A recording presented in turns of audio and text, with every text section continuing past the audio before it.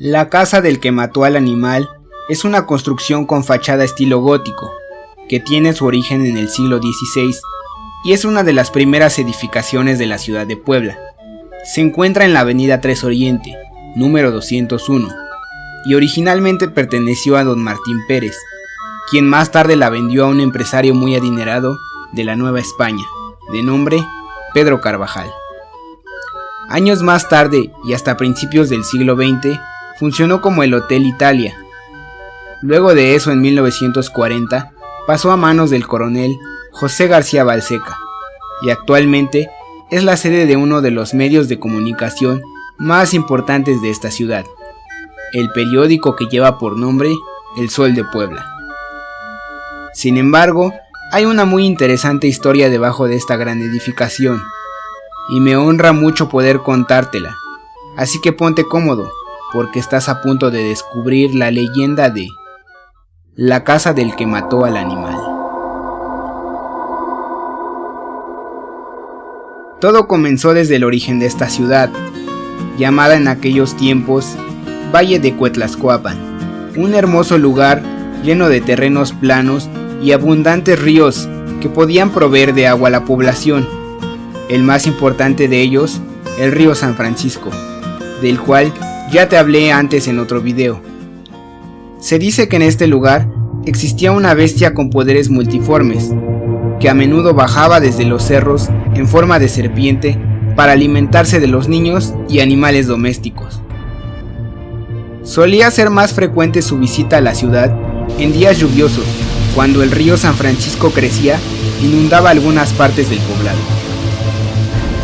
Don Pedro Carvajal recientemente había adquirido la casa antes mencionada para vivir con sus dos hijos, Fernando, un pequeño niño de 5 años, y Teodora, una señorita que estaba próxima a cumplir sus 15 años de edad. Don Pedro había quedado viudo recientemente debido a que su joven esposa había muerto durante el parto de su pequeño hijo. El señor Carvajal, como un gran empresario y creyente de las acciones reales y no de los mitos y leyendas, no le daba importancia a la historia de la bestia que amedrentaba a la ciudad. Así que por consecuencia, era muy descuidado de su pequeño hijo Fernando. En cambio, estaba muy al pendiente de Teodora, ya que al ser una señorita muy joven y de buena clase social, estaba llena de pretendientes. Sin embargo, ella solo tenía ojos para uno. Este era un joven soldado, con el cual se veía ocasionalmente a espaldas de su padre, ya que a don Pedro no le agradaba a este muchacho como pretendiente de su hija. Un buen día, mientras don Pedro era anfitrión de una fiesta y su hija Teodora se encontraba con el joven soldado, dejaron al pequeño Fernando jugando solo en el patio trasero.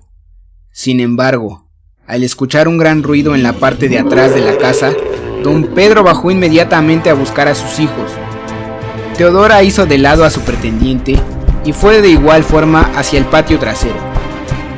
Al llegar ambos hasta ahí, se dieron cuenta de que la dichosa bestia había hecho una gran cantidad de destrozos, y el pequeño Fernando no estaba ahí. Así que dieron por hecho que había sido víctima del extraño animal. Don Pedro Carvajal se encontró entonces muy triste y decepcionado, así que ofreció una gran parte de su fortuna y como recompensa la mano de su hija a aquel joven que le trajera la cabeza de la bestia. Sin embargo, la tarea no era demasiado fácil, ya que el simple hecho de mencionar a dicho animal ahuyentaba hasta el más valiente caballero de la época. Incluso, el joven soldado que pretendía a Teodora desapareció por varios meses, debido a lo complicado que sonaba dicha hazaña. La población entera estaba aterrorizada. Varias personas decían que habían visto al animal con cabeza de águila, otros decían que tenía forma de serpiente, algunos más mencionaban que tenía forma de jabalí con enormes pezuñas. Lo cierto era que seguía cobrando víctimas, así que, un par de años más adelante, apareció un joven jinete que se propuso ir en busca de la bestia, montado en su caballo, con ayuda de algunos perros de caza, una gran espada y una daga. Subió al cerro en busca del animal.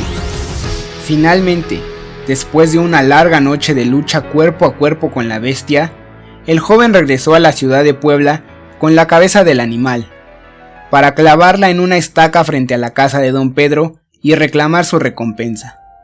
Posterior a ello, la sorprendida fue Teodora, ya que se percató de que el dichoso vengador era nada más y nada menos que el joven soldado que la pretendía desde meses antes.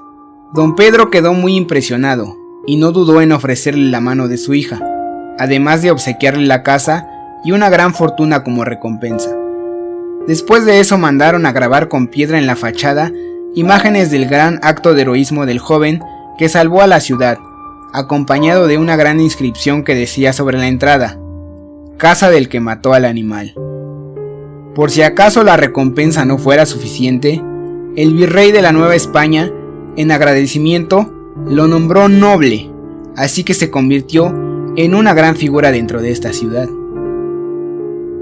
A través de nuestros tiempos, esta casa ha sido un excelso ícono de las leyendas poblanas. Claro que por ser tan antigua, se ha dañado con los años. Sin embargo, a pesar de las restauraciones que le han hecho, se conserva gran parte de la fachada original y algunas imágenes grabadas en piedra que hablan sobre la cacería en aquellos tiempos. Te invito a visitarla y echarle un vistazo. Seguro que encontrarás muy interesante su diseño. Espero que te haya gustado esta leyenda. Te doy las gracias por todo tu apoyo, ya que cada vez somos más suscriptores. Me encantaría que pudieras compartir este video con algún amigo cercano, para hacerle saber que Puebla y nuestro país entero está lleno de una gran riqueza cultural.